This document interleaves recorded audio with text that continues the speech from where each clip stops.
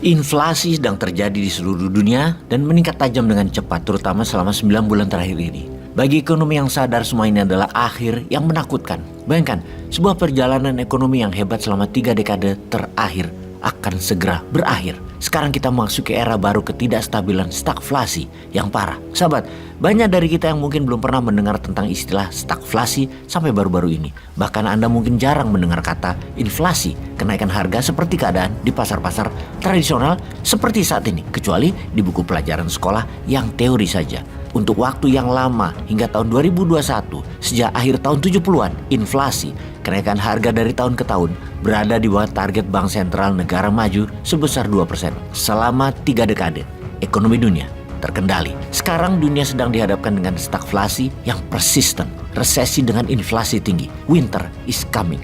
Lalu apa yang harus kita lakukan? Ikuti video narasi ini sampai selesai, wahai sahabat. Kita menengok sejarah sebentar. Pada tahun 1970-an, dunia mengalami satu dekade stagflasi karena 2 guncangan minyak negatif dan respon kebijakan yang salah menyebabkan inflasi dan resesi dunia. Guncangan pertama dipicu oleh embargo minyak terhadap Amerika dan Barat oleh OPEC setelah Perang Oktober 1973 antara Israel dengan negara-negara Arab. Guncangan kedua dipicu oleh revolusi Islam di tahun 79 di Iran. Dalam kedua kasus tersebut, lonjakan harga minyak menyebabkan lonjakan inflasi dan resesi di ekonomi pengimpor minyak di Barat. Inflasi didorong oleh respon kebijakan terhadap goncangan karena Bank Sentral tidak dengan cepat mengetatkan dan memberlakukan kebijakan moneter dan fiskal yang kuat untuk menahan inflasi. Dunia mengalami inflasi 2 digit dan resesi parah hingga menghancurkan kepresidenan Ford hingga Jimmy Carter di Amerika. Kemudian setelah stagflasi tahun 70-an dan hingga awal 80-an, dunia keuangan dunia melakukan sentralisasi keuangan kendali IMF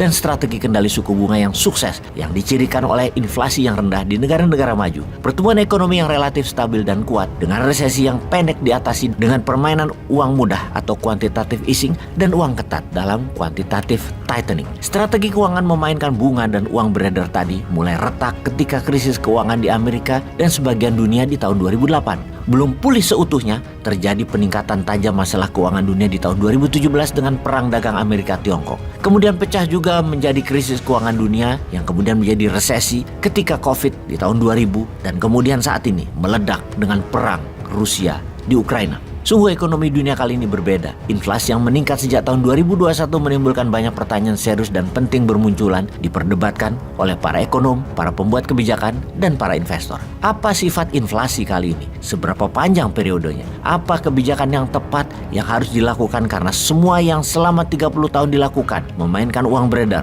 tinggi rendahnya bunga, kuat lemahnya dolar, semua saat ini tidak jalan, tidak efektif. Dunia tetap inflasi tinggi, daya beli terus menurun. Apakah era keuangan IMF sudah akan berakhir? Apa yang harus dilakukan dengan telah terjadinya inflasi dan stagflasi kali ini? Kita jelaskan apa itu stagflasi.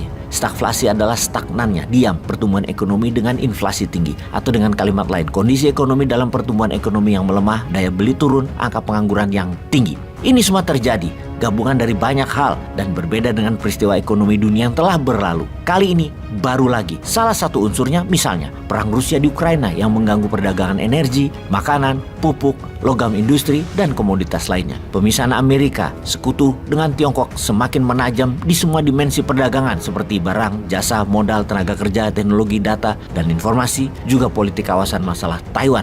Ditambah lagi OPEC Plus memainkan harga minyak untuk selalu tinggi. Apa yang dilakukan Amerika kemudian ternyata tidak membuat ekonomi lebih baik dengan strategi menaikkan suku bunga dolar. Dolar karenanya telah sepenuhnya dipersenjatai untuk tujuan strategis dan keamanan nasional Amerika, bukan untuk menyelesaikan masalah dunia. Posisi dolar sebagai mata uang global utama mulai menurun. Sistem perdagangan dunia juga rusak parah karena sanksi ekonomi terhadap Rusia meningkatkan biaya transaksi perdagangan ke nilai yang tidak pernah terbayangkan sebelumnya. Jadi seperti tahun 70-an, keadaan saat ini di tahun 2022 sama, guncangan negatif yang terus-menerus dan berpeluang menghasilkan stagflasi. Selain itu, rasio hutang yang tinggi akan menciptakan kondisi krisis utang yang tidak stabil, yaitu yang terburuk dari tahun 70-an dan yang terburuk dari periode pasca krisis keuangan global. 5 tahun ke depan mungkin merupakan krisis utang stagflasi yang belum pernah kita lihat sebelumnya. Jadi apa yang harus kita lakukan untuk menghadapi tahun kegelapan 2023? Ada 8 hal yang harus Anda lakukan sekarang. 1. Cash is king.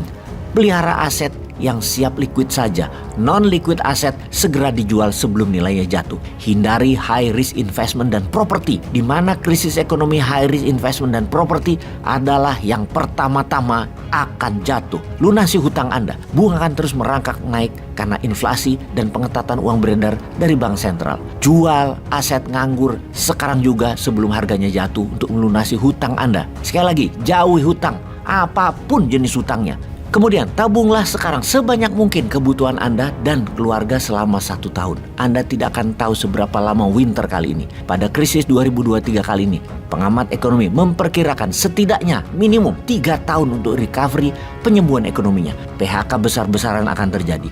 Banyak resiko pendapatan tetap akan hilang. Kemudian kita lanjut, nomor 5. Lindungi diri Anda dan keluarga dengan asuransi kesehatan, asuransi jiwa, kemudian letakkan uang Anda di emas. Logam mulia adalah aset. Efisiensikan pengeluaran. Hemat apa yang bisa dihemat, dari operational expense hingga gaya hidup. Dan kita lanjutkan. Jangan menangkap pisau jatuh. Don't ever catch the falling knife. Akan mulai bermunculan aset-aset murah karena owner-owner pada butuh uang. Atau harga saham murah.